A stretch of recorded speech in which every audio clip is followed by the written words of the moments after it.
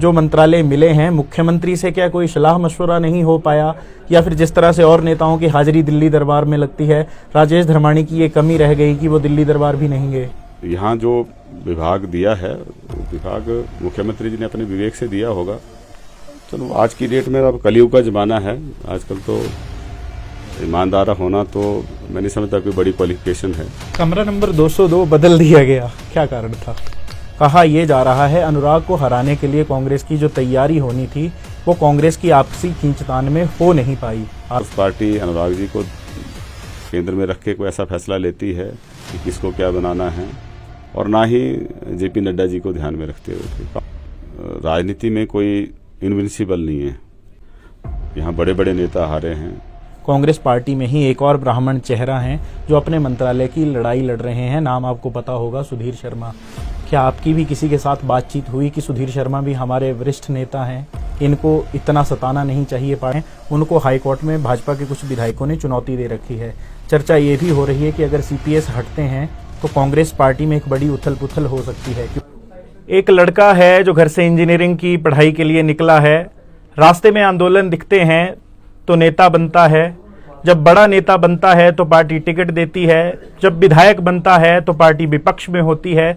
जब पार्टी सत्ता में आती है तो सीपीएस बनाया जाता है।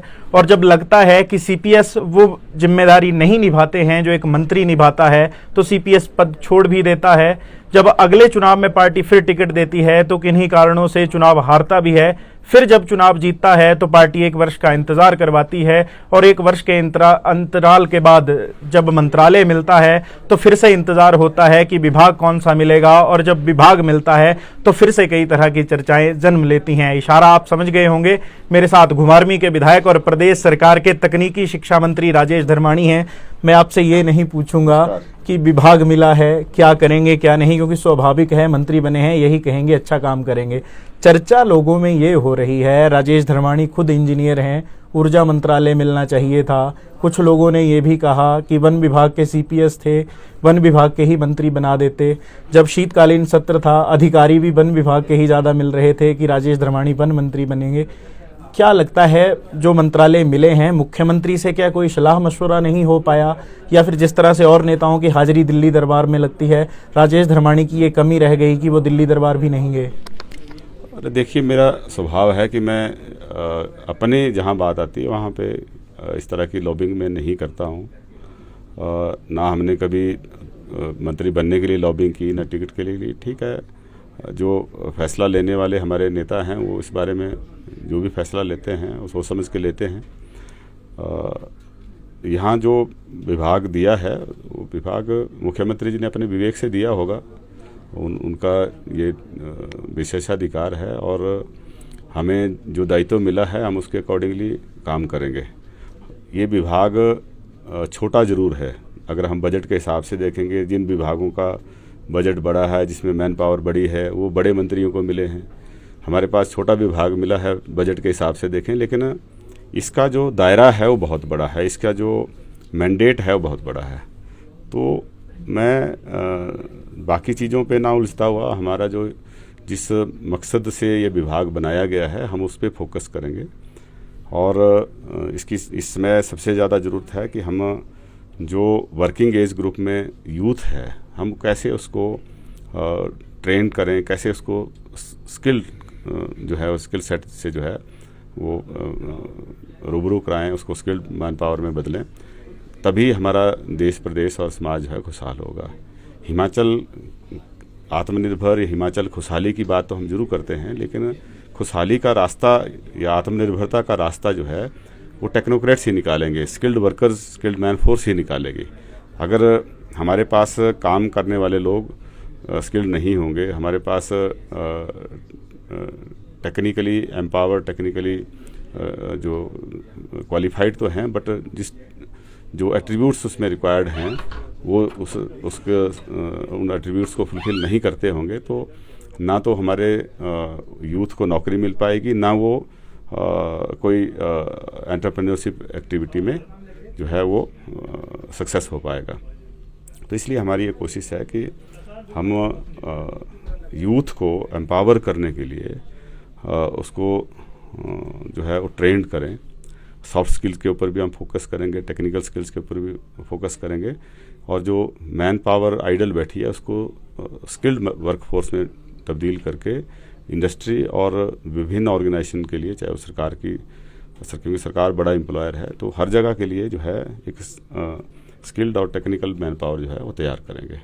और मेरी ये कोशिश होगी कि हम सिर्फ अपने यूथ को जो है वो स्टेट और नेशनल लेवल तक सीमित ना करें। हमारी ये कोशिश होनी चाहिए कि हम अपने यूथ को इस तरह से तैयार करें कि वो दुनिया में कहीं भी जो है वो नौकरी उसको मिल सके, दुनिया में कहीं भी जाके वो अपना कारोबार कर सके।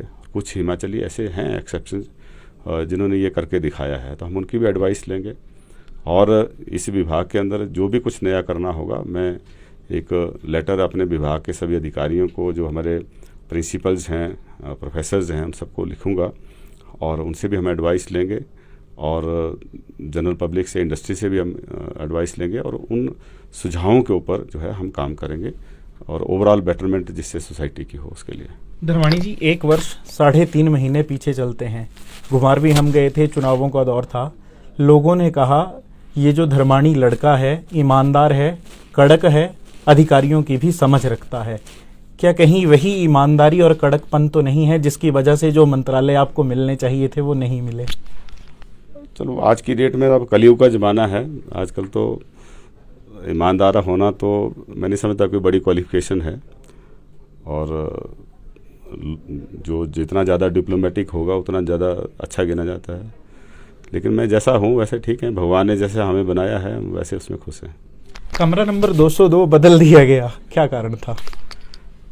अब मैं तो इसमें अंधविश्वास में विश्वास नहीं करता इन चीज़ों पे, पर जो हमारे समर्थक थे वो सब ने जो है वो उस बात के लिए नहीं माने, और ये निर्णय लिया कि जी इस कमरे में किसी भी हालत में नहीं जाना, नहीं तो हम नाराज़ हैं, कई लोगों ने यहाँ तक कह दिया। तो पब्लिक परसेप्शन के ऊपर सारा चलता है, पर्सनली मैं इन चीज़ों में विश्वास नहीं करता। जनता ने भी कारण वही दिया कि आपके जो विपक्षी खेमे के राष्ट्रीय अध्यक्ष हैं वो भी वहां बैठा करते थे, हार गए। आपकी पार्टी की आशा कुमारी थी, वो भी हार गई। तो धर्माणी इसलिए नहीं बैठेंगे क्योंकि अगला चुनाव भी सिर पर आ जाएगा, कुछ 4 ही वर्षों का मंत्रालय। इस तरह की चर्चाएं होती हैं जनता में, और मीडिया में भी चर्चाएं थी जिसके जरिए वो जनता तक पहुंची। तो कुल मिला के था कि मैंने, जो हमारे समर्थक थे, शुभचिंतक थे, उनकी बात मैंने मानी। व्यक्तिगत तौर पे मैं इसको अंधविश्वास मानता हूँ, इसके पीछे कोई तथ्य लॉजिक नहीं है। हमीरपुर संसदीय क्षेत्र बड़ा संसदीय क्षेत्र है, केंद्रीय मंत्री अनुराग सिंह ठाकुर आते हैं। संतुलनों की बात है, दोनों पार्टियों ने प्रयास तो किया है। भाजपा की बात करें, राष्ट्रीय अध्यक्ष हैं अनुराग ठाकुर, स्वयं केंद्र में मंत्री हैं। इसके अलावा डॉक्टर सिकंदर कुमार हैं, राज्यसभा के, वो भी सांसद हैं। कांग्रेस की बात करें, कांग्रेस ने प्रयास तो भरपूर किया संतुलन साधने का, परंतु आपको मंत्रालय देने में 1 वर्ष की देरी कर दी। हालांकि मुख्यमंत्री और उप मुख्यमंत्री तो हैं। कहा यह जा रहा है अनुराग को हराने के लिए कांग्रेस की जो तैयारी होनी थी वो कांग्रेस की आपसी खींचतान में हो नहीं पाई। आप भी ऐसा मानते हैं?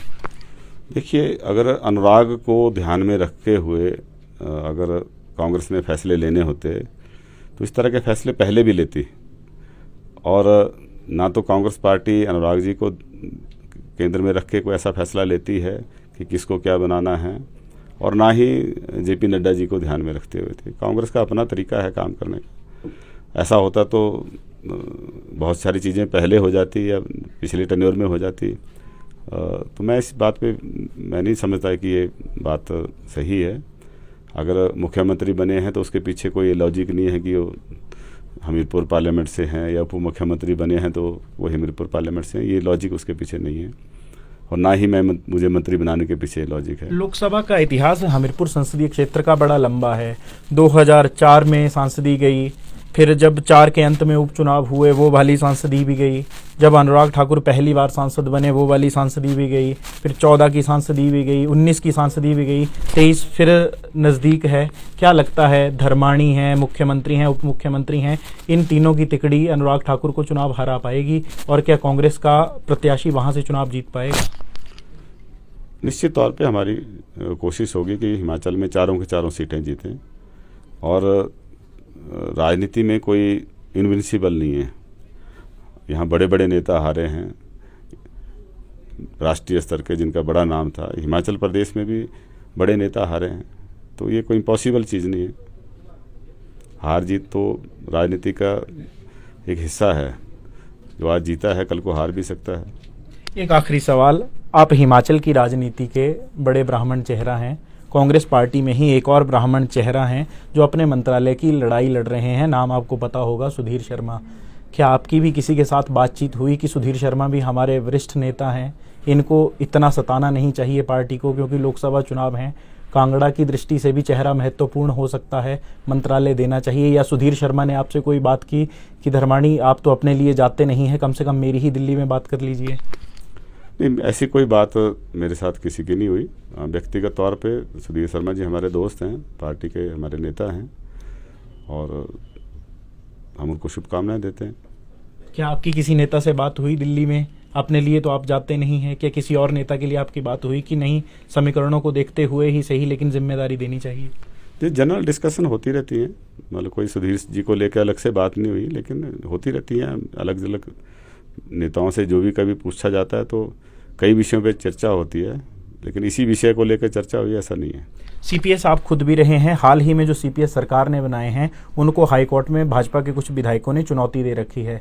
चर्चा ये भी हो रही है कि अगर सीपीएस हटते हैं तो कांग्रेस पार्टी में एक बड़ी उथल पुथल हो सकती है, क्योंकि अब आप मंत्री हैं। तो आपने उस उथल पुथल को लेकर भी कोई समीकरण साधने का कोई प्रयास किया है, या मुख्यमंत्री के साथ कोई चर्चा हुई है कि हम कोई प्लान बी भी सोचना चाहिए इस बारे में? नहीं, भविष्य में क्या